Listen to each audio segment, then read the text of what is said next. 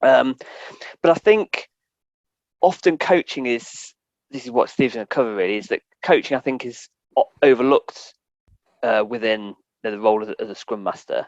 So Steve's going to help us kind of dive into a bit more detail about what is coaching, and kind of explore the fact that, it done wrong, it can have a really negative effect on teams and cultures, but done right, it can create great kind of possibilities for a team, and create a lot of inspiration. So really looking forward to this talk. I'll let you introduce yourself, Steve. Steve's got a huge amount of experience. He's worked with a lot of big, well-known brands, and he's extremely qualified, as you can see there. So I don't think you need any introduction, Steve, but I'll let you introduce yourself. So Qualified, big but Agile Northants, welcome to Steve Traps. thank you very much. Thank you. Yeah, 2018, that just seems like yesterday, but yeah, in some strange way, seems a long time ago as well. So maybe I'm a bit like the Olympics. I just come around every 4 years or so. So, or the Euros, or the World Cup, or whatever. So, thank you. Thank you. Actually, seriously, folks, thank you for coming out. Thank you for actually sharing your time with me. Because this hybrid way of working, we're always on Zoom calls or Teams, or we might actually have the luxury of actually being in an office where we talk to people, and for you to then go, do you know what? I'm going to spend some more time on Zoom. It's a privilege for you to come. No, it's for you to come and spend your time with us. So I feel very honoured. So let me share my screen and fumble my words some more for you. So let's share this one now. Yeah, I was talking earlier whilst you were in breakout room. Some of you listening, I do like my presentations and stuff to actually either put a joke or something in there that aligns with what I'm talking about. And I was thinking about the coaching kind of thing. How many coaches does it take to change a light bulb? And had a quick look at that. And the punchline is one. The light bulb really has to want to change. And this really kind of half resonated with me, and what I see of people being coaches, but actually people having coaching done to them, and they might not have actually asked for it. So, in the true respect, it's only we have to be invited in to actually help to coach people. So, yeah, so how many coaches does it take to change? Just one, but the light bulb has to change. Okay, so now, that's a little bit about me. Why am I here? Well, I started off as a developer. And if you recognize the Microsoft Certified Solutions Developer, you're as old as me. And I thought I would get this accreditation because it would make my life easier if I knew I was a Microsoft developer, so knew C#, SQL Server, all that kind of stuff, kind of what we call a full stack engineer, but I was just a developer. So I thought, if I learn everything and if I know everything, I'll be okay, and it won't seem as hard or seem as difficult developing products as it actually felt.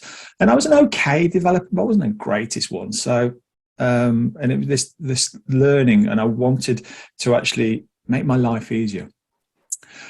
You see, throughout my roles, I've been looking not for shortcuts, but just looking to make it a little bit easier. It shouldn't have to seem this hard or this difficult to do our jobs.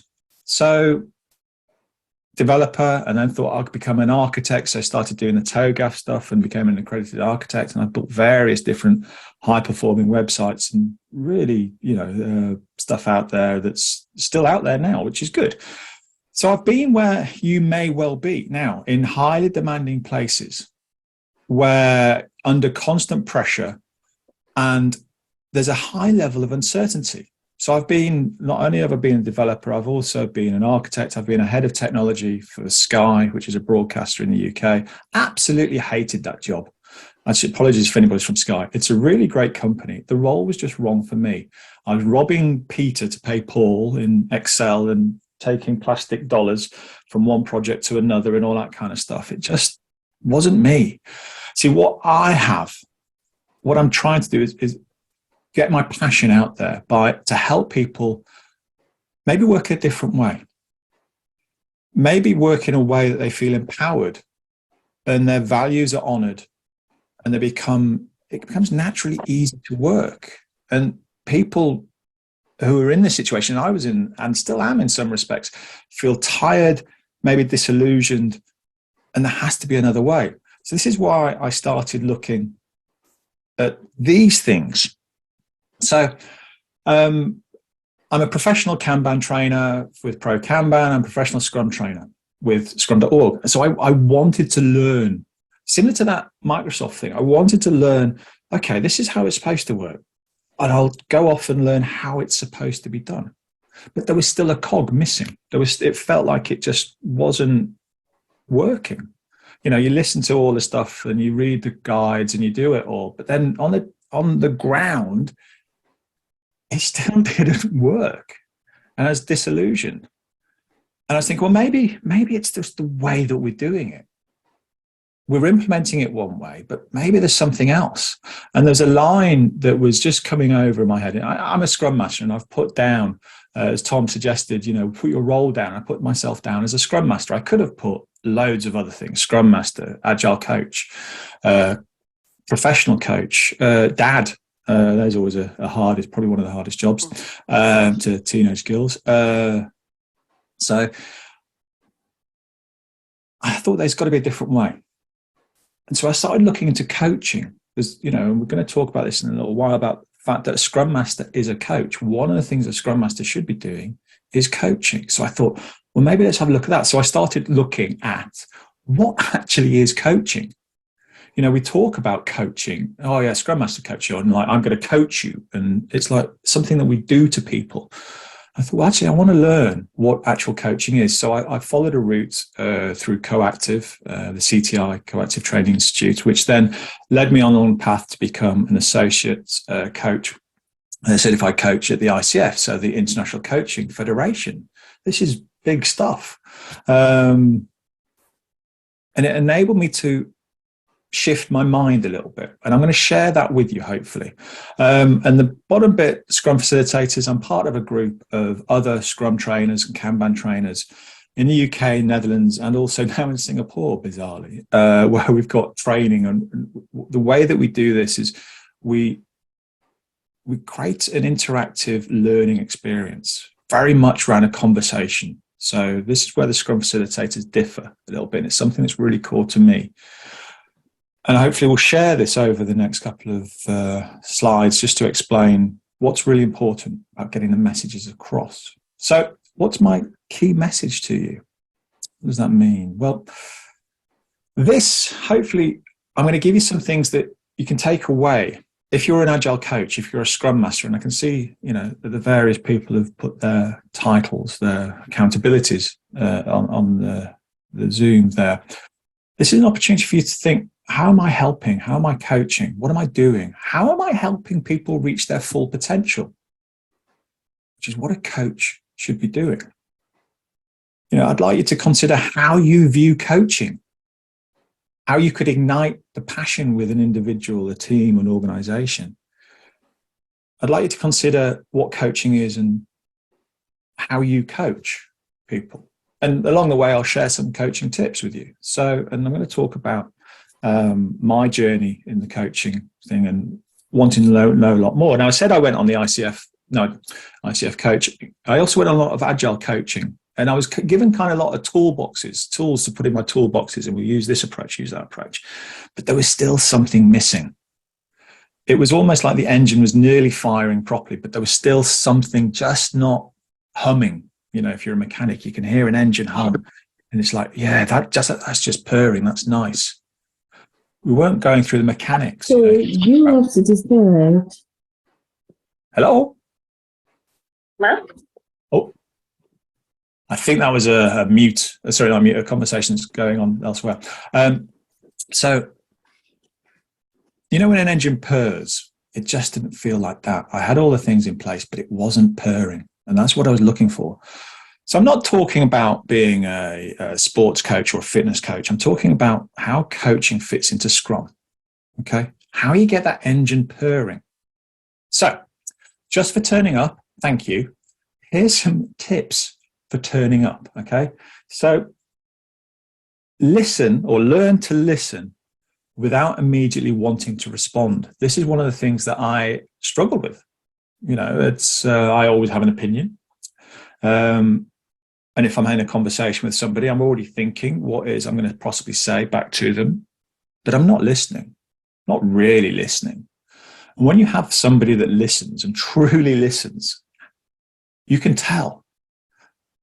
Previously, I worked at a company, I'm not going to name them, but there was a gentleman there who you just had a conversation with, and you just felt so wrapped up in their thoughts, in their, you almost felt like you were being picked up by this person. You weren't, but they were hanging off nearly your every word, and you felt valued, you felt listened to. And it's a really powerful thing to practice and to do with somebody. And I'd encourage you to, if you find yourself thinking, oh, I'm going to respond this way, just stop, wait, and just listen to what they're saying, and also what they're not saying. Listen to how they're saying it. What's their body like? And this is where coaching comes in. What's the person in front of you actually doing and saying? Are they saying it but not actually acting it? The classic British thing of, how are you doing? Yeah, I'm fine. Yeah, I'm fine. Fine. Totally different. Totally different. Looking at how people are interacting. Also clarify the focus, the agenda. What is it we're actually talking about here? Because I'm thinking it's this. Is it that? Watch also for the inner critics in yourself. Apologies. And also the person you're talking to. Listen to what they're saying. Oh, I could never do that. Oh, I should be doing that. Yeah, but that's just not me. I couldn't possibly. They're already counting themselves out of reaching their full potential. And also think about you when you're talking. Am I actually helping or supporting this person? Am I actually thinking, no, they'll never do that? Or am I actually helping them move forward? What is it you're doing to support them? And this last point comes from a podcast called the High Performance Podcast. I thoroughly recommend it. And there's a link at the bottom end of the slides for this. It's Professor Damien Hughes, is a professor of psychology, and also Jake Humphreys, who is a TV presenter. And they go and talk to various different people in business and sport, and they talk about what it means to work or to be high performant. It doesn't mean the best of the best, but it means reaching your full potential. It's a really interesting podcast. They talk about remaining humble, and a coach should be humble. You don't know the answers. Don't assume that you do. You should be curious, and you should show empathy for the person in front of you. And I love the way that they sum that up. Remain humble, be curious, and have empathy. Okay, so keep that in there. So why am I talking about coaching? Well, those that have read the Scrum Guide, if you're a Scrum Master, please read the Scrum Guide. If you're an Agile coach, and actually, Scrum Masters are Agile coaches. Professional Scrum Masters are Agile coaches. They've just chosen to use Scrum as their framework or whatever. So a hierarchy, an organizational hierarchy, yeah, absolutely exists. Agile coach, Scrum Master, whatever, junior Scrum Master. That's an organizational hierarchy. Professional Scrum Masters are Agile coaches, like I say. They're just using the most widely used framework to help deliver value. We'll have a conversation around it. So the Scrum Guide talks about coaching as a Scrum Master, coaching team members in self-management and cross-functionality, leading, training, and coaching the organization in Scrum adoption. And you can go on a course. You can come on a course with us. Please come on a course with us. And we'll talk to you about Scrum. But we won't really put you in a situation where you fully understand coaching. That is almost like a journey you need to go on to be a coach, an Agile coach, a Scrum Master, a coach. You need to understand what it means. Don't just sheep dip yourself in Agile and think you're an Agile coach. You're not, unfortunately. You need to have that experience. So from a Scrum Master point of view, you need to understand what coaching actually means. And Barry Overeem, in his brilliant white paper, another Scrum trainer with Scrum.org, he wrote the white paper I wish I'd written. I read it and went, why didn't I write that? Because Barry's better than you. It talks about the 8 stances. He's now slimlined it down, but in the original thing, it was 8 stances. And he talks about what a coach should be. So underpinning the Scrum Guide, this coach, Barry talks about they live the values and principles. They live it. They lead by example. They don't just show up and go through the motions. They lead by example, and people follow them and choose to respond to the way they're working because of the actions that they're doing. They'll help people get to where they need to be, and it's not taking a massive leap, but they'll work from the goal backwards, or maybe backwards, and say, right, how do we get to there? How do I help this team, this individual move across? There's a plan for them, and they're thinking about, okay, if I do this big jump now, I'm going to lose them. I mean, Lisa Atkins talks in her book, which is just, there we go, Coaching Agile Teams, Lisa Atkins. It's a really good book. If you haven't read it, please read it. She talks about coaching them where they actually are. Don't coach them, where you want them to be, but coach them where they are. Otherwise, you will lose them because the jump is way too much.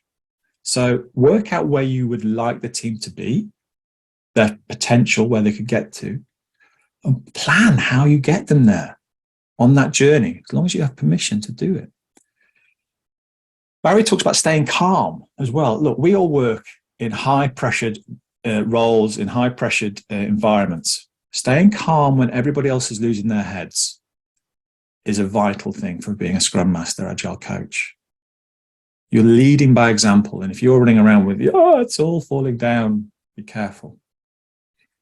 So the coach waits and is ready to help somebody when they ask for help. So we're pulling, not pushing, saying, hey, you need to be over here, you need to do this. The coach is there, notices the issue, and waits for that person to be ready for that help. I want to share with you a little bit later on one of the most freeing sentences I heard for me. And when we get there, I'll tell you why. But it was almost like a pivotal moment in my shift in my approach. Freed me up. Now, the coach is patient, they're pragmatic, and they're present for the team. Don't just turn it on, turn it off. They're always there.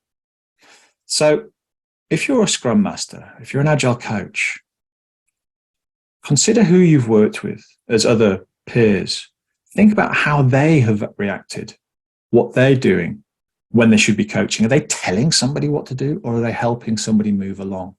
Are they dictating the pace, or actually are they waiting for the person to be ready and they're coaching and moving? There's a coaching is a thought partner. A coach is a thought partner, a thought buddy, helping people along the way as opposed to dragging them along the way.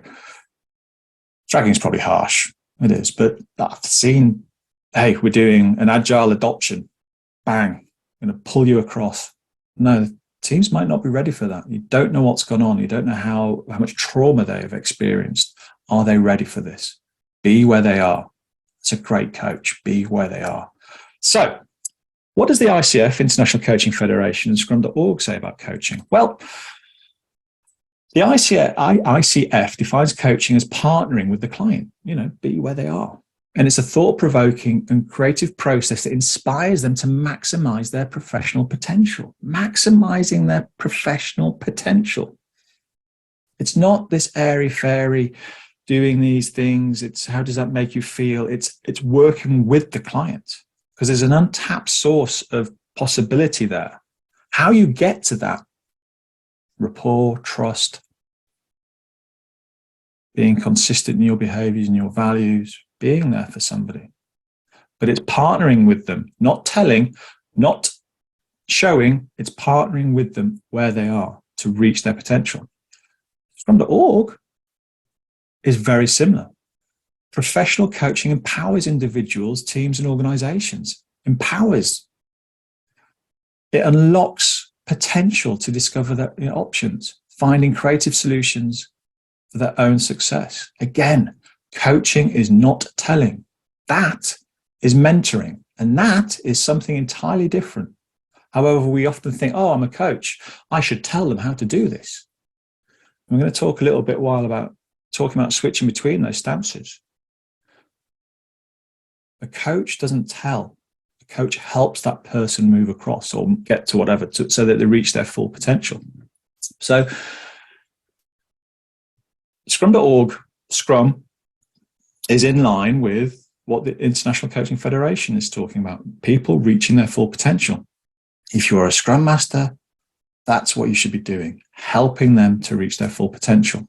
Now, kind of touched upon it earlier.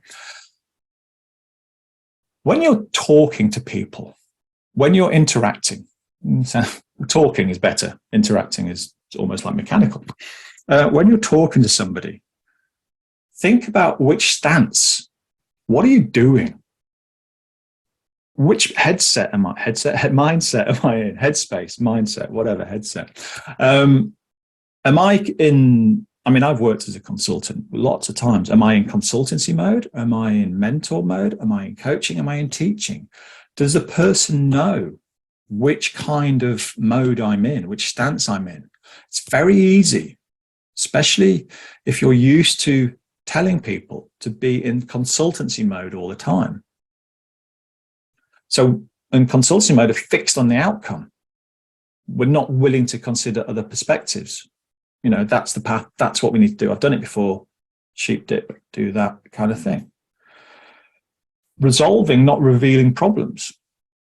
Think back to Scrum Master. We reveal, Freudian slip, we reveal, we don't solve problems. That would just destroy self-management within the team. They'd always look to you, They'd never maybe even comprehend that they could solve their own problems. So there is a great little graphic that I came across on LinkedIn a few months ago. And this is created by David Rock, and it's the TAPS model. And just think, do I ask or do I tell? Am I problem focused or am I solution focused? So if you are in the bottom left, and the way that you can tell this is if the person you're working with tells you what your problem is and how to fix it, you're working with a consultant. And that's great. Just know that you're working with a consultant. Maybe they're not a coach, they're a consultant. They're solving a problem and telling you how to fix it. Happy days. If you're in top left, if the person you're working with asks you many questions about a problem so they can understand the situation, you're working with a counselor. Okay, so they're curious. You're in counseling. But if you're a bottom right section there, and the person you're working with tells you new things or how to work to do new things, and you are listening, you're listening to a teacher or a mentor. Okay. Now, top right, coaching. If the person has genuine interest in your situation, asks many questions because they're curious, and the questions they're asking are helping you to understand your dilemma, is always on the positive side of you, nudges you forward to a strategy, helps you become accountable for your actions, gives you insights into why maybe you're doing something, you're working with a coach. So knowing Agile and Scrum does not make you an Agile coach. It makes you know Agile, maybe you know XP as well, makes you know Agile. But there's the two things there. Am I being an Agile consultant? Am I being an Agile counselor? Am I being an Agile coach? Think about how you're interacting with people. What is it you're doing? Often we see Agile adoptions failing, and I'm purposely using the word Agile adoption instead of Agile transformation, because transformation often means that something ends. Agile doesn't. It's an Agile continuous process. It's Agile adoption. So please consider how you're turning up.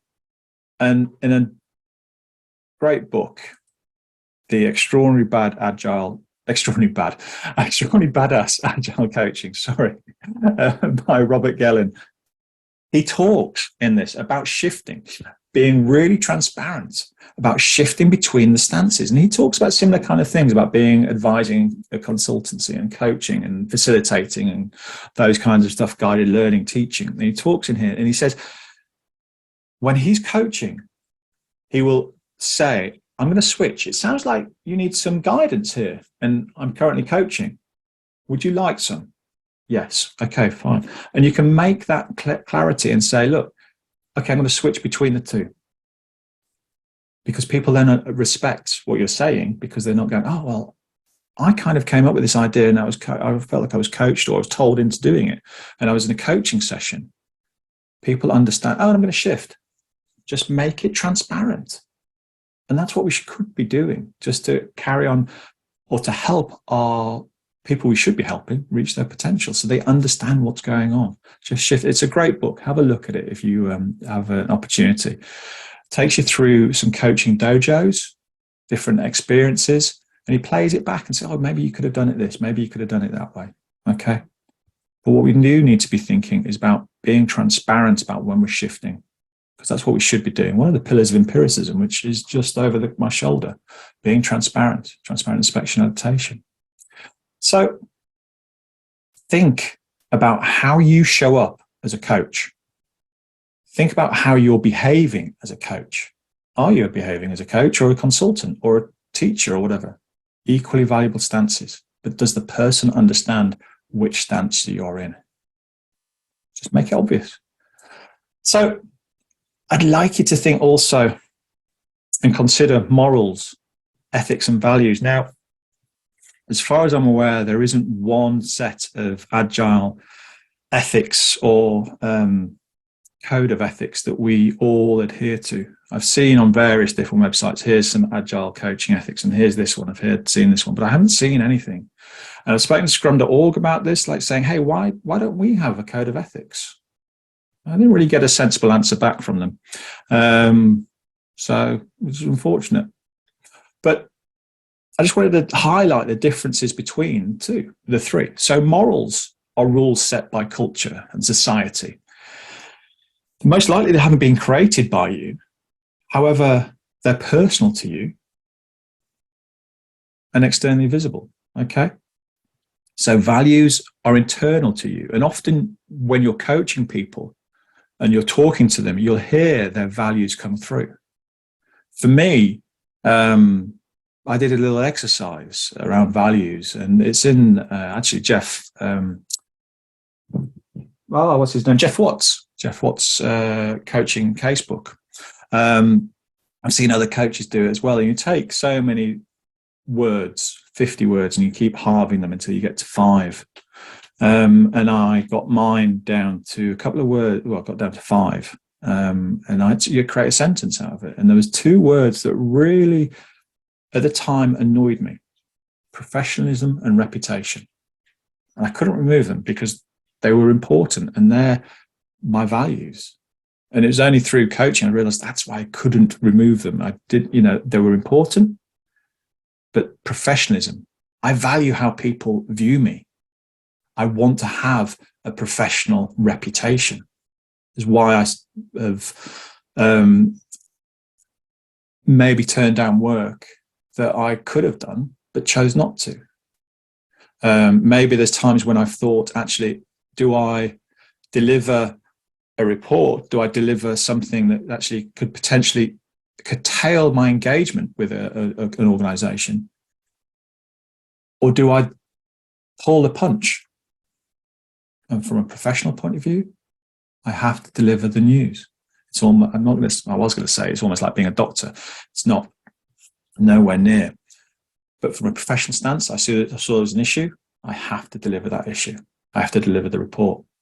They're my values. And there's other ones which I can't remember now, but professionalism and reputation really hurt and really stuck with me. But I now understand why. Know what your values are. It's a great exercise. If you've got Jeff's book, do it. There's 50 words in it. Bring it down to 5 and then write a sentence. So ethics are externally visible professional behaviors. So here's a thing. Thinking about conflicts or perceived conflicts of interest. I mean, in the UK press, there's been quite a lot about in politics about this. Ethics advisors for this place, ethics advisors for that. Think about what is ethically right to do. And this is taken from coaching. This isn't agile coaching. This comes from the ICF code of ethics. This is what it means if you become a coach with the International Coaching Federation. This is what it says. Ding. This is what you will do. This is what you adhere to. And if I don't adhere to these, I could lose my license. And it's as clear as day. we have a responsibility for clients. We need to practice, and we need to improve our performance. We need to be professional. Love that word. And we need to provide service to society so we don't discriminate, and we maintain fairness and equality.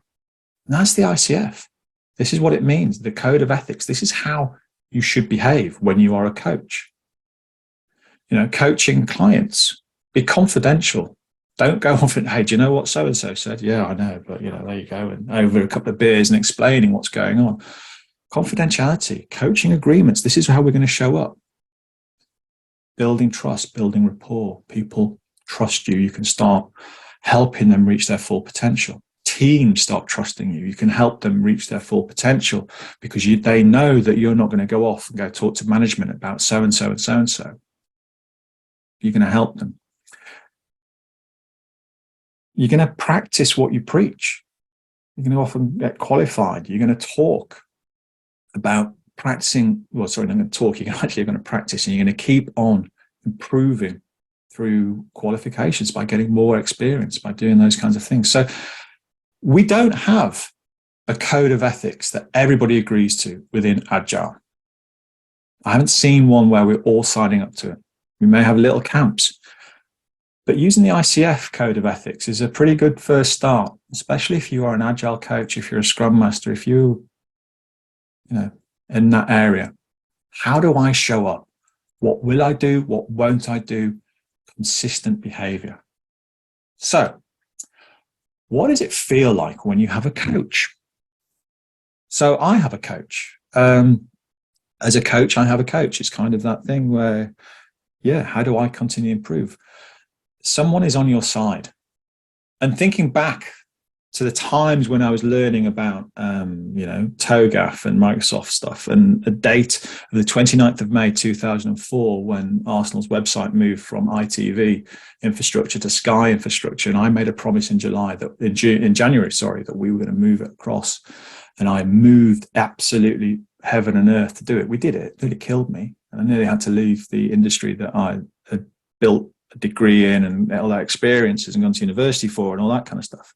And that's where I thought there's got to be an easier way. And what I needed at that time was somebody on my side saying, hey, Steve, is this the best thing you should be doing? Is this the right thing you should be doing? What's the worst thing that could happen?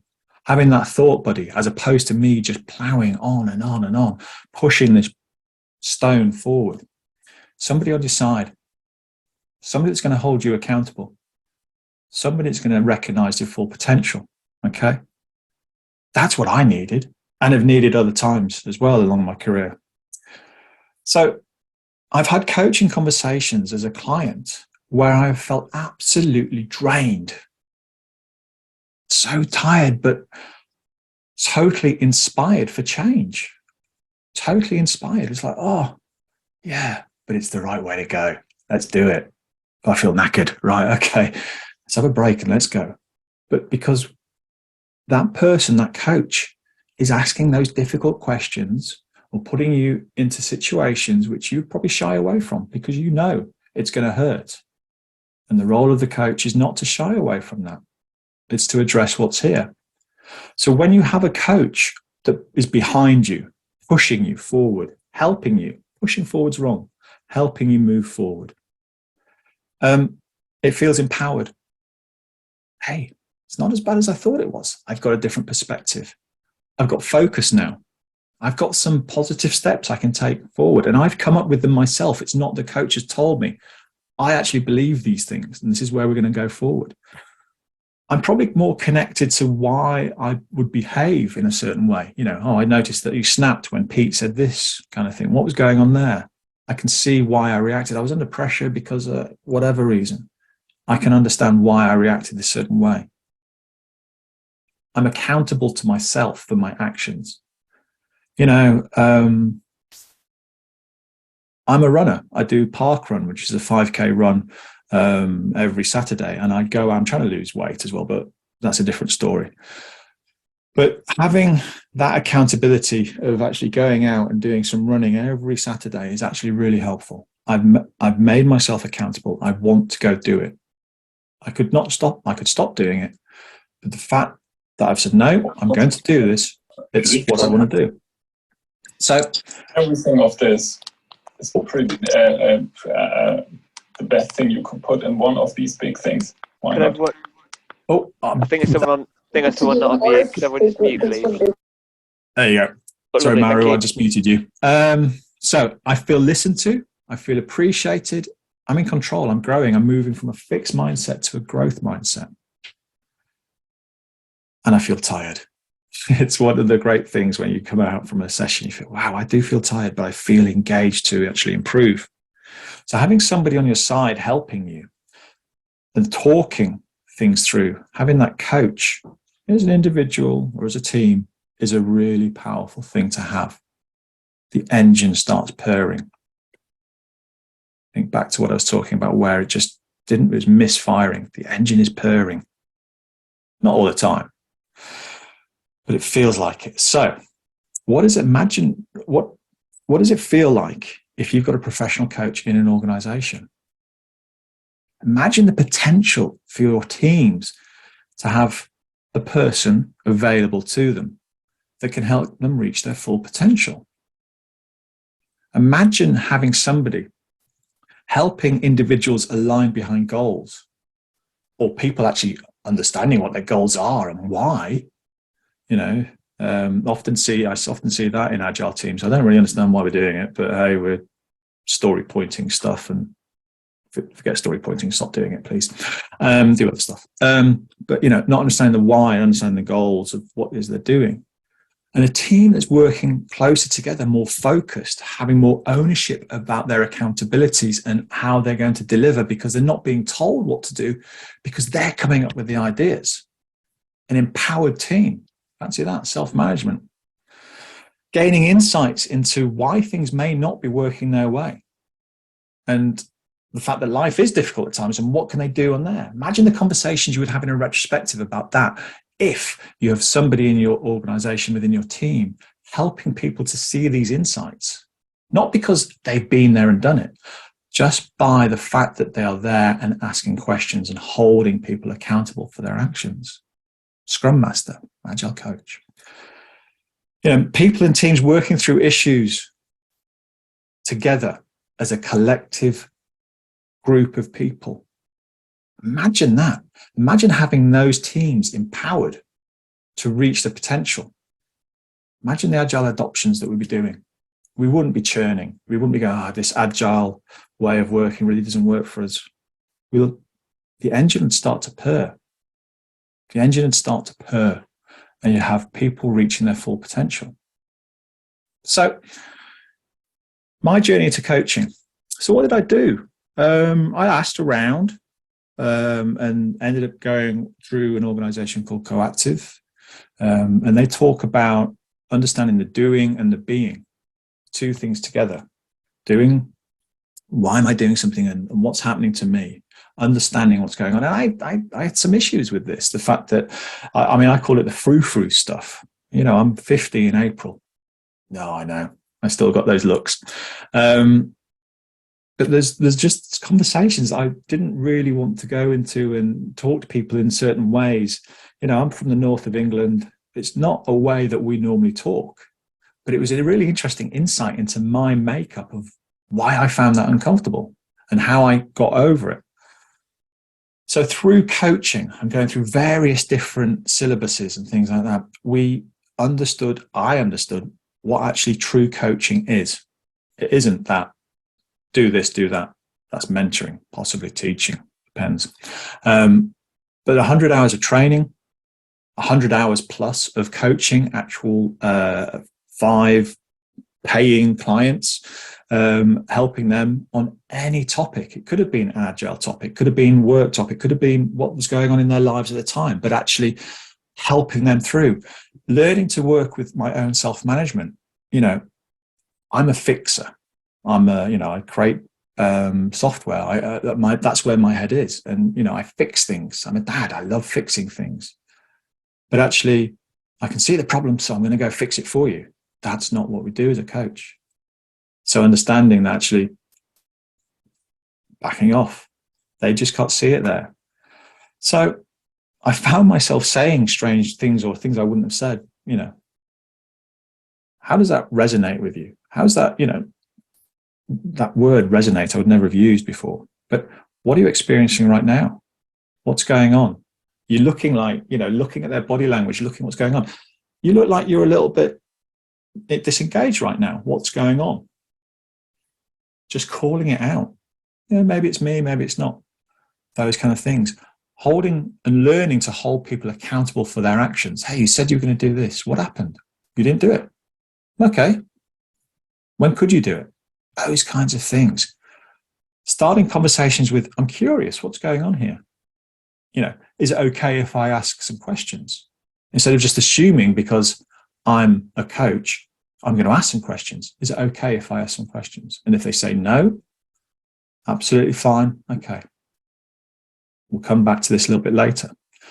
And this is the thing that really, I was saying that gave me some freedom.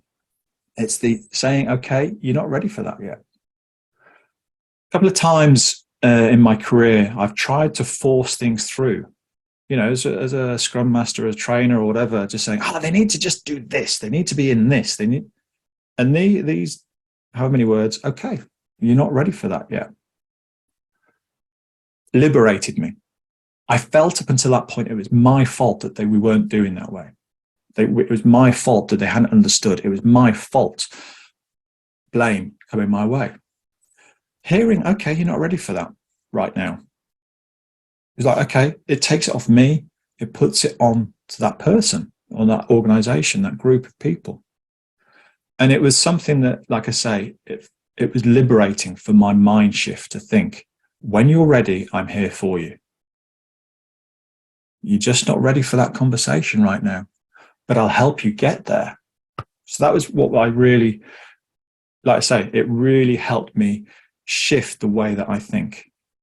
And if it helps you, brilliant. If it doesn't, okay, you're not ready for that yet, just yet. Teasing. So what are the next steps for you folks? If you have to, you know, if you want to, I would love it if you could review the ICF Code of Ethics. How you operate as a coach. What does it actually mean to be a coach? These are the rules as a coach we adhere to. Make sure you understand them and you're not overstepping a mark somewhere, and ask for permission to ask questions. Hey, I'm curious. Would it be okay if I ask some questions? Yes, no. Okay, cool.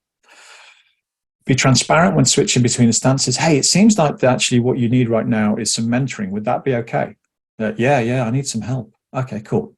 Stop doing that. Do this, do that. I learned, you know, that kind of stuff. Switch between and be transparent about it. If they're expecting coaching, give coaching. If they're expecting mentoring, give mentoring. Coach the person, not the problem. Okay? Coach the person. The person, the team will solve the problem. Not you. Let the person or the team solve the problem. If you coach the problem, the team doesn't grow or the individual doesn't grow. So they won't learn. This was something that was really important for me in my learning, as you might be able to tell. When asking questions, keep it to 10 words or less. Be concise with what you're asking, because people switch off. 10 words or less. And also, don't overload questions. So it would be, hey, how was your weekend? What did you get up to? Did you see the football? Did you see the film on thingy? What are you doing on Sunday? What are you doing Monday? So that's loading the questions one after another. Which question did we answer? Ask one question, wait for a response, go back. Keep a journal, keep a diary. I use this technique. What, so what, now what? What happened? So what are the implications? Now what? What are the steps going forward? What could we do? So, some final tips and practices for you. This comes from The Coaching Habit by Michael Bungay-Stayner, which is a great book. It's this one here. It's a great book. And he talks about 7 powerful questions that opens you up and makes you look like a really great coach. And you are a great coach. So What's on your mind? It's a great way to start a conversation. Hey, what's on your mind? And what else? And just leave it like that. And what else? And what else? People will find their solution. And what else could you do? You could do that. And what else could you do? I love this next one. And what's the real challenge here for you? Makes them stop, makes them think. The real challenge is I don't know how to do X, Y, and Z, or I haven't got any contacts over here. Okay, so how could it help you? What do you want? What do you want to come out from this? I love this. If you say yes to this, what are you saying no to? I was helping somebody talking about their work-life balance. And they're saying, so if you say yes to staying back at work, what are you saying no to? I'm saying no to spending time with my family. I'm spending no to resting. I'm saying no to having some downtime. What are you saying yes to? I'm saying yes that this is the way that we need to do the job. But yes, I'm saying I'm always available. Yes. And it's just, okay, which is more important to you? Those kinds of questions.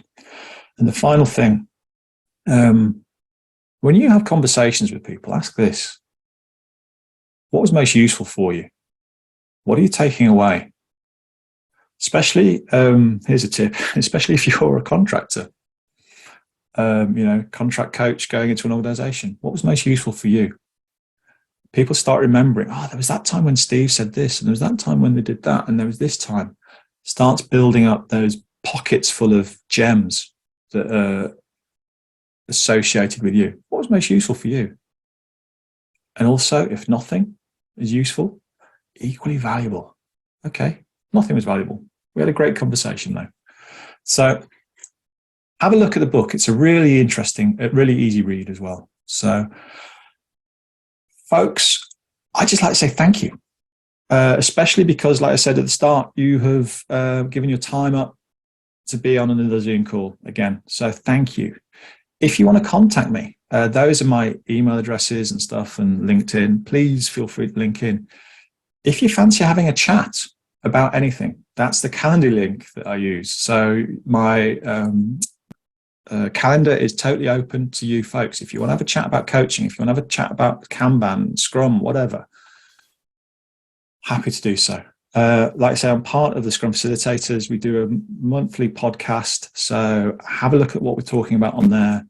There's some references there for the ICF, the Coactive Institute, Badass Coaching, Coaching Habits, and the 8 Stances of the Scrum Master.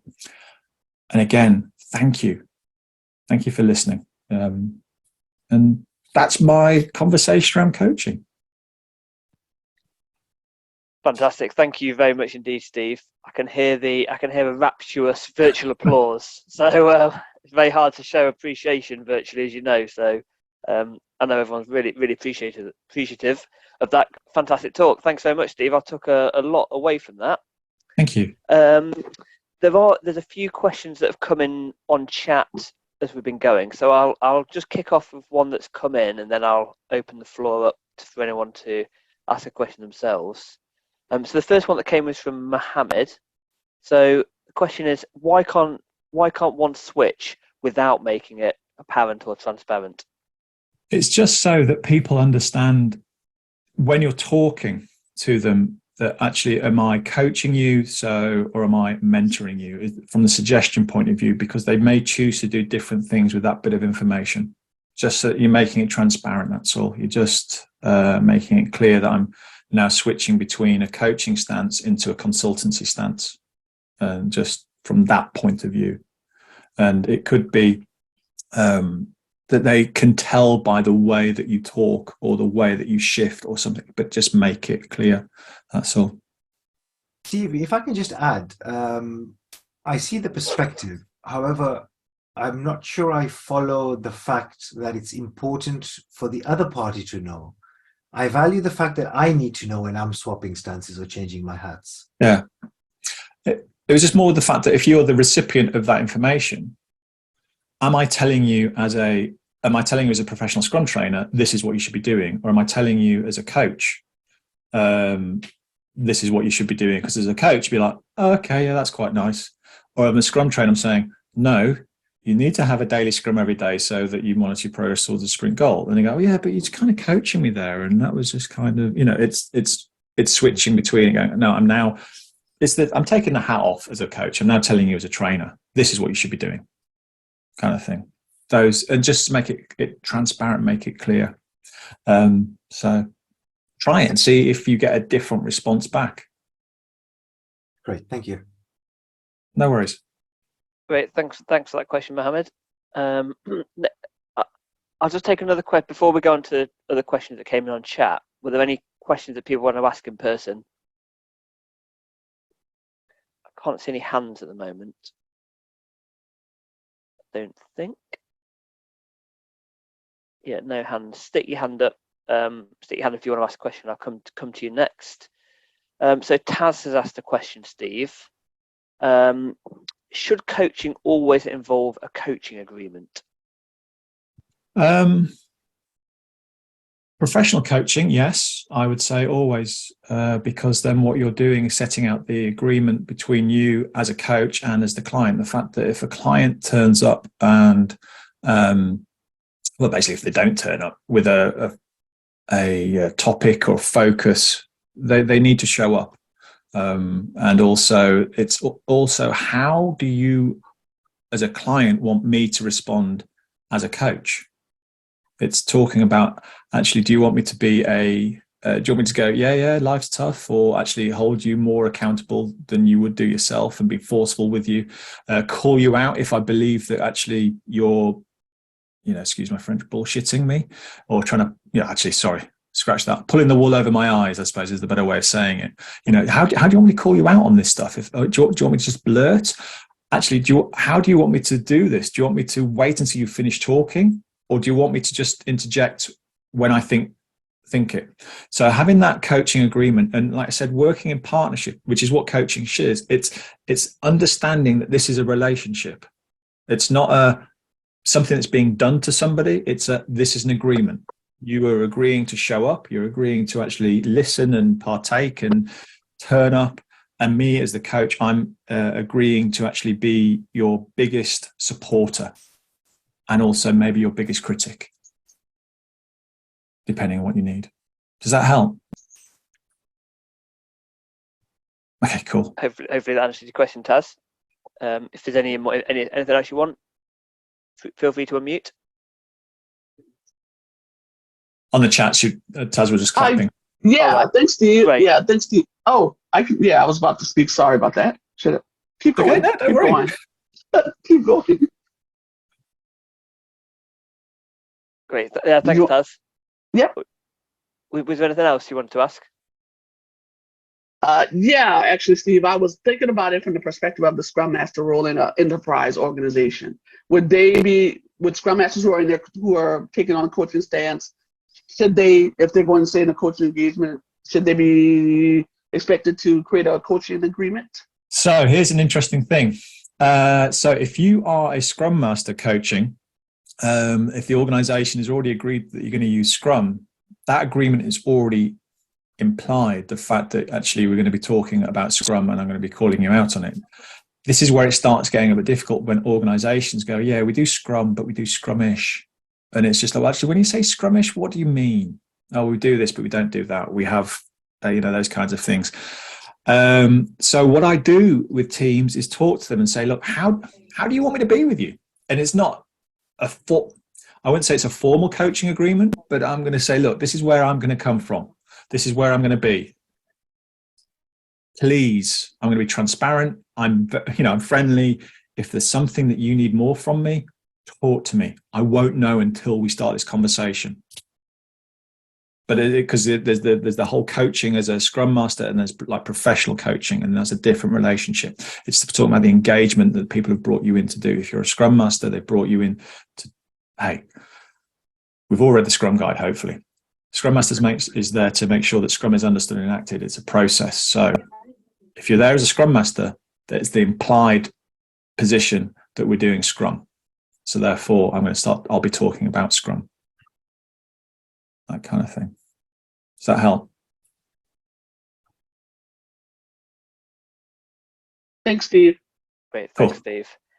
Sorry, Anna's Tom, asked, can I just jump in for a quick second? yeah, go for it. Just in regards to the coaching contract, coaching agreements.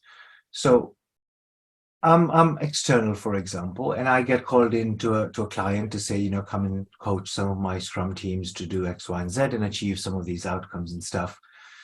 But it's not the actual team that's calling me in. It's the organization that has that team that's calling me in. So whilst I have a statement of work, if you like, or something that I need to come and do with the client and help them achieve whatever, call it agility, just in quotes. I think, and I'm just curious to understand, in that model, would you say that a coaching contract is therefore even more important to get the buy-in from the squad or the team itself? I would say the buy-in from the team is imperative. You need to have it. If the team, and I've been in the situation, if they feel that if it's being done to them, if they're, somebody's being parachuted in to help them, and it's like, well, no, we're absolutely fine. We don't need you. It's okay, fine. And as a Scrum Master, I will back off.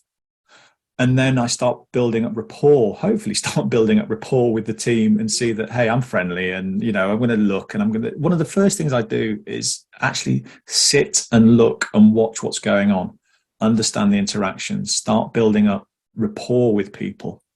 One of the worst things you can do is just go in. It comes back to that quote from the high performance team, high performance podcast: be humble, be curious, and have empathy. Just observe, just go in. And that by its very nature, it's like, hey, would you mind if I made some observations? No. Oh, okay, cool. How's that working out for you? Is Scrum really difficult? Yeah, it just didn't work. Yeah. Can I make some observations now? Maybe, because you seem like you're a decent person and you're not telling us what to do. So it's that. But yeah, I mean, you've probably got, the cover from the higher organization, come in and do it. But then when you get in with the team, they might not want you. And I've definitely been in that situation where they don't want you. And it's a really lonely place. So you have to make friends. Indeed. Thank you. Great. Thanks for that question as well, Mohammed. So, Anne, you asked a very similar question about thoughts on what are your thoughts on having a coaching contract established, either formal or informal. Did that conversation help with that, or do you want a little bit more? No, it's absolutely dead on.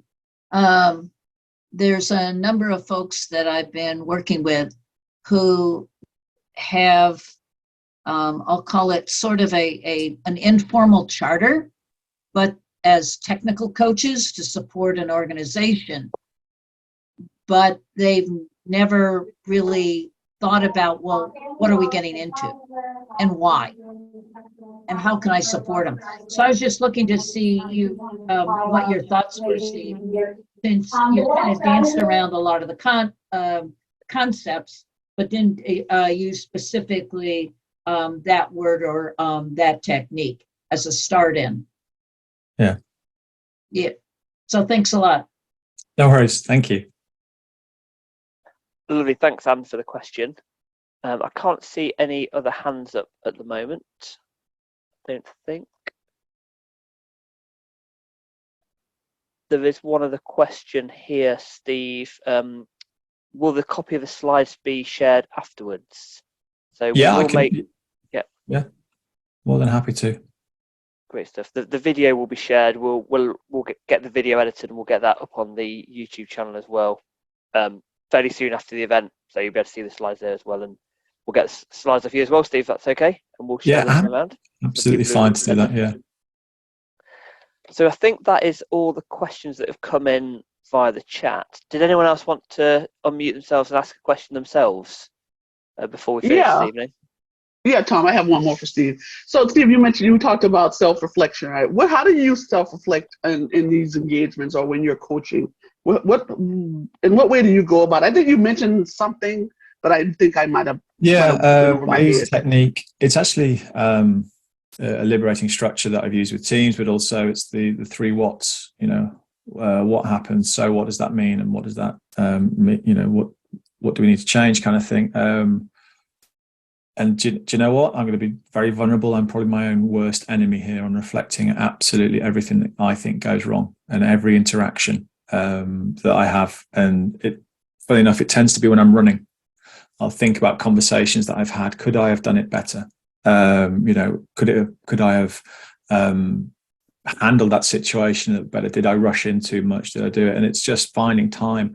And in fact, actually, I'd encourage you doing that. So what, now what? It helps me formulate in my head what actually happened, and then have that reflection to then go, yeah, that could have been a bit better. Or actually, I was really pleased with the response I got back there. They look like they're opening up to me, and maybe I could do this now. So it's just doing it on a daily basis. And, like I said before, if you do it and nothing's happened, happy days. Maybe, we've learned something by nothing happening. But yeah, but it'd be interesting to hear how others, do that self-reflection as well. So Thanks very much. Thanks for that question, Taz. Mike, you got your hand up. Far away. Yeah, I'm being very polite. Yeah. Yeah, thanks, Steve. Really interesting talk. I've just been promoted to Agile coach from. Congratulations. Thank you. One of the things that we've discussed as a team, I'm part of a team of about 7 or 8 coaches, various levels, is that to be a coach, you need to have been coached. yes, I didn't see that as one of your items. On what's your feeling on that?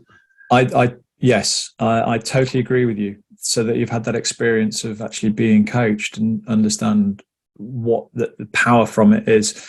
But yes, absolutely right. It's not one of the points, but I did mention the fact that I do have a coach and feeling tired after doing a coaching session and stuff. But yeah, I agree. And also it's having that ability, and especially now, Mike, as you move from, the Scrum Master into the heavy heights, the highlights of being an Agile coach. Hey, how am I doing? Kind of thing, and having that, experience and having that feedback and having those conversations, I think would be. I know for me, it'd be very valuable for me. So. Yeah, I mean, I've got a coach who previously I worked with. He's now moved on. Yeah. So he has an understanding of the environment I'm working in, but also he's now kind of outside, so he's got like an outside perspective. And I find that useful to say, well, so like this is what I've done, such and such, or I've come across such and such. Now, what do you think is? And it's good to get that kind of bouncing off. Definitely having that as ideas, and that ability to have those conversations is really valuable. Yeah. Really valuable. Yeah. Thanks, Steve. No worries. Cool. Thanks very much for that question, Mike. We've got another hand up. Bobby, do you want to ask Steve your question? Oh, good evening. Before I continue, can you hear me okay? Yeah, fine, Bobby. Fine, Bobby. Good stuff. Excellent. What key point that really got my attention was the part where you just explained about getting the engine purring away again. Yeah. And with that point, the statement about engaging to improve, I regularly get quite a few pressure points because there's this continual demand and the team's massively busy. Yeah. And it's at a certain point you do get the reactions for 1 or 2 individuals. It's like, enough's enough, leave me alone. Yes. And yeah. when it gets to that point, leave me alone. And these days it's virtual, So Yeah. when a certain aspect like that crops up, that you need to engage in how to address that going forward.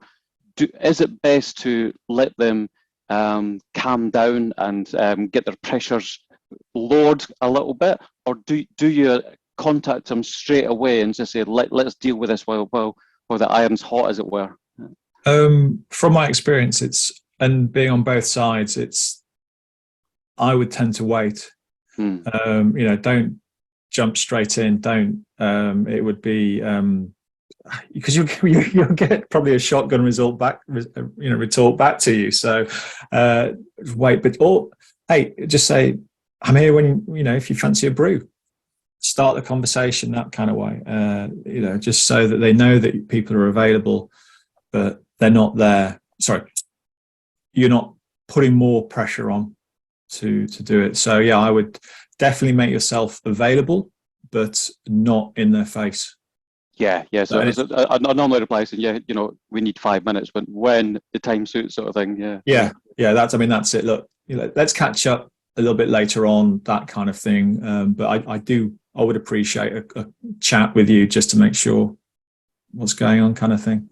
Absolutely. And they know that it's coming, and they can maybe then reflect on maybe their behaviour or whatever. Whatever it is. So, but it's not going to be. They know you're there. I suppose it's like a parent. In some respects. Yeah, you don't want too much prodding. Yeah. Yeah. To back off. Excellent. Thank you. Lovely. Thanks for the question, Bobby. Great question.